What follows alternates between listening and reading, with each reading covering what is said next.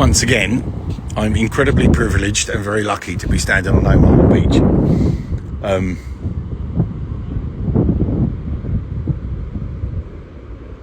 At the Verville draw. So we've just been up to the American cemetery, where I was incredibly lucky to go and meet the rest of the Bedford boys that are buried up in the cemetery.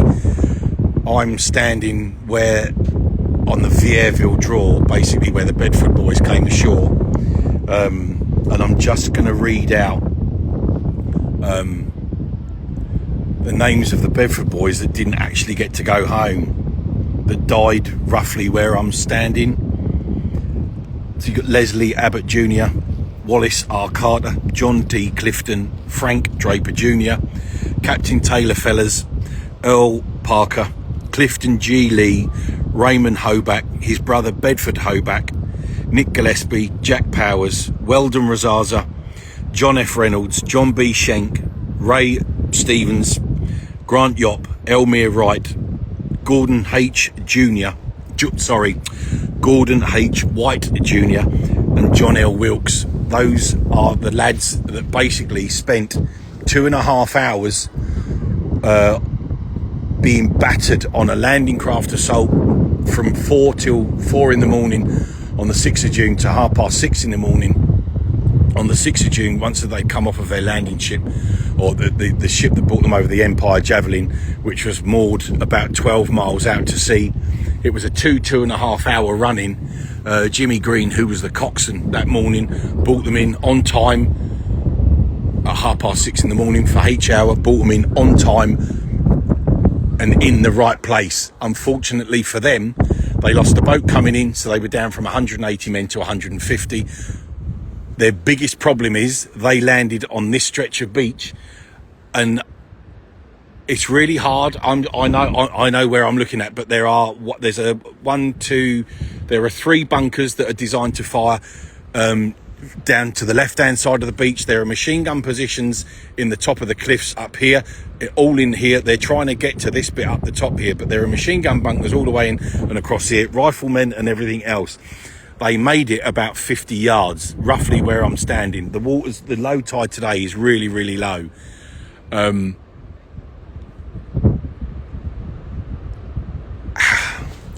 Having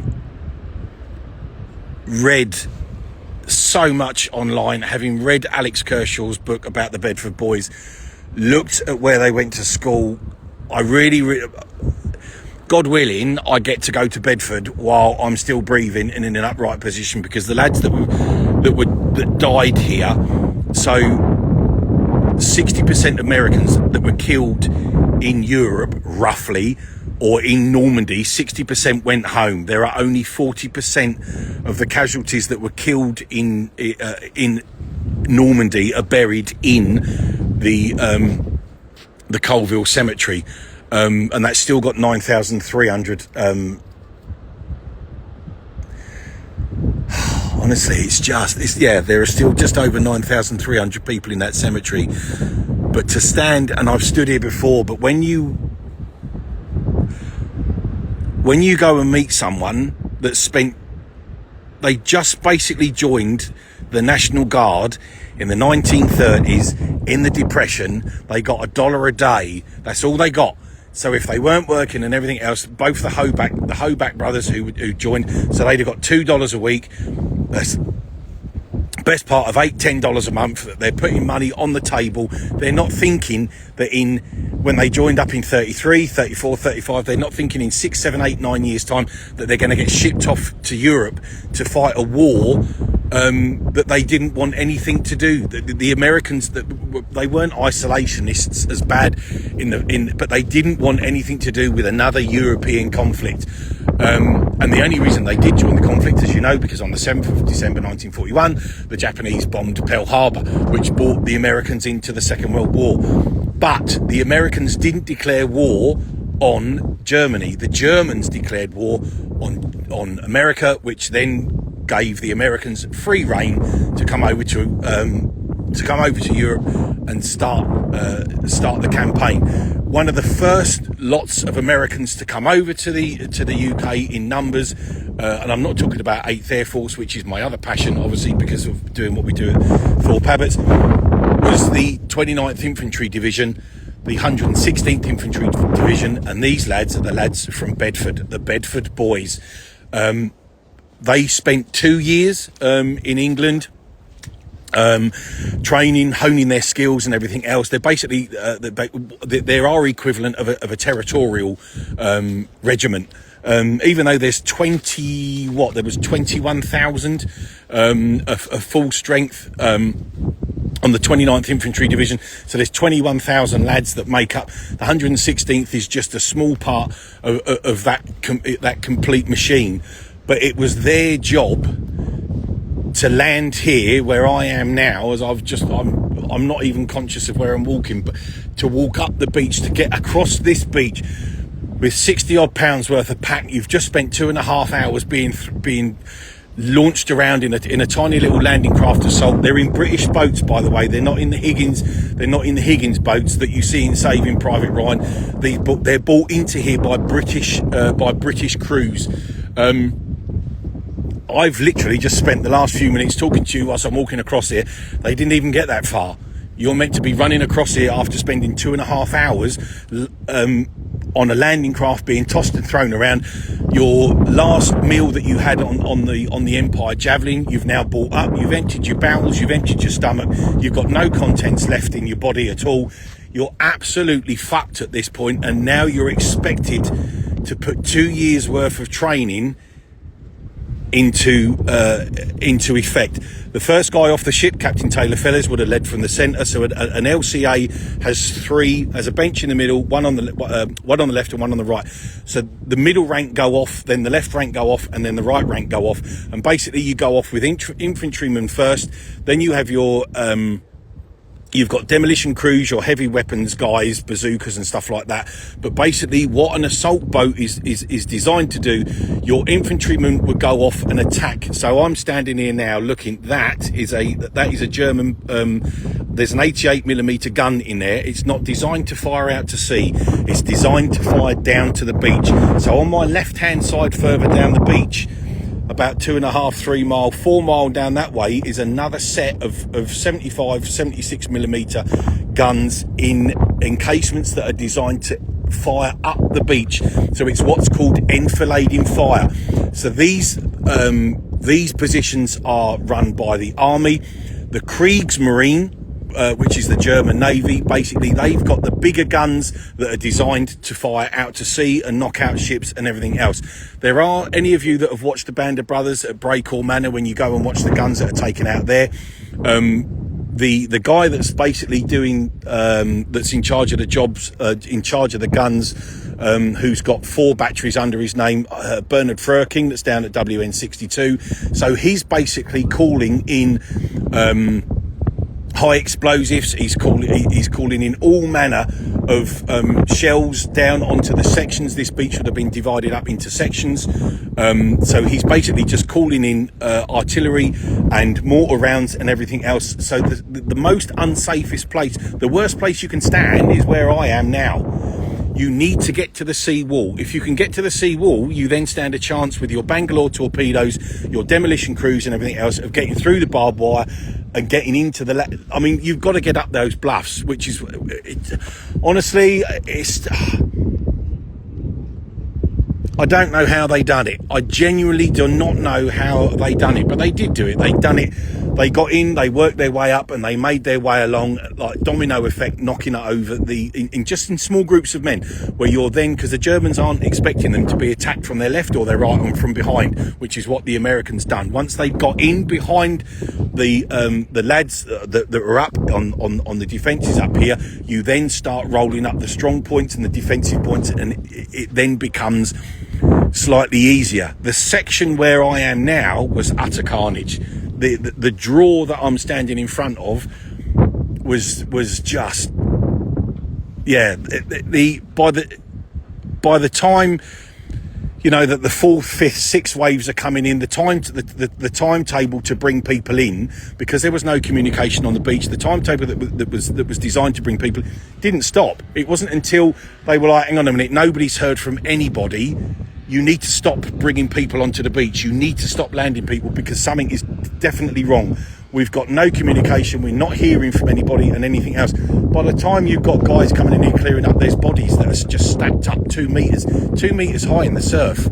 You know, it's just, and just the carnage, the death and the destruction on this part of the beach is just, it's not called bloody Omaha for no reason. But this draw in particular, was hit hardest. The 29th and the 29th Infantry Division and the 1st Infantry Division that were told to land on this sector. The tide was running. There's so many. There are so many. I can't think of the word. There are so many little factors that ruined the timetable. The tide was wrong. People weren't. People had not. Their navigation skills was wrong and everything. And I'm not knocking people. I wouldn't want to be standing out there as a 19-year-old coxswain bringing in a boatload of people, and you've basically come in on the wrong heading, or you fucked up. There's no way that, you know, these lads were professional soldiers. They were professional sailors. They knew what they were doing. It's just a circumstance. But at this end of the beach, when the lads from A Company, 116th Infantry Division, when they landed, there was nobody else to be shot at. They were the only boats that came in on time, on course, and where they were supposed to be. The Germans had nobody else to shoot at. You only need 3 machine guns, and there was more than that, rifle companies and everything else. The lads that stepped, the 150 lads that stepped foot on that part of the beach out there, didn't stand a chance. They just didn't stand a chance. And that's got nothing to do with officers that have crapped out on their training or anything else. They just didn't stand a chance, because they were the only targets to have landed in front of the position that I'm standing in front of now.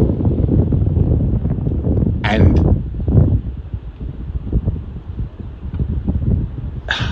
having read the books and having gone up to see Grant Yop and Elmire Wright, that's why I'm not coming out here anymore, because it fucking hurts. It's really sad. It's really, really sad. And they are just one. There was 156,000 men landed on the Normandie Peninsula on the 6th of June. They were the assault troops, whether they came in by glider, whether they came in whatever. And every one of them is a story, but some of those stories smack and some of those stories hurt. And these boys, that hurts. And I'm not taking anything away from my lads from the Lincolnshire Regiment or anything else that done their bits and pieces, that landed down at Lebrec, and the commandos and everybody else that came ashore here and done their bits and pieces. But there's just some stories smack. And the point of fact that all of those lads that came from Bedford, that just joined to put bread on the table, put food in the mouths of their families during the Depression, that they died on this beach, and they died because some crazy fucking small-minded German twat decided that he wanted to rule the world and kill millions of people just because they weren't the same as him. I think I've rattled on enough. I'm going to go and just sit on the beach now, I think, and just sit here.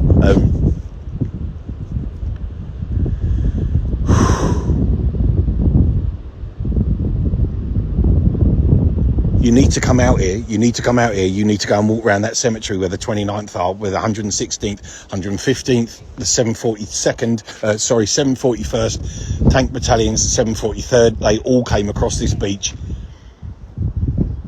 And some paid the ultimate price. And when you've got over, 2,500 people that were killed on this beach, it may be even more than that. Yeah. I've rambled on enough. If you're still listening, thanks very much. But yeah, it still hurts. It still hurts, and it's still hard to come down here. But it's just nice to come down here without 40 people. To come down here by myself and be able to do this is where I want to be. This is, as much as it upsets me and it hurts me and everything else, this is my happy place. I love these guys. You don't ever forget what they done. Please don't ever forget what they done, because if you forget, I'm 53 now. I've been coming out here since I was in my early 30s. If you forget what they've done, then what they done was for nothing. And I really would hate for that to happen, because one day I'm going to die, and my memories of coming out here and everything that I've got at home is not going to be passed on and everything else. But yeah, it's I'm rambling now. I need to go. Yeah.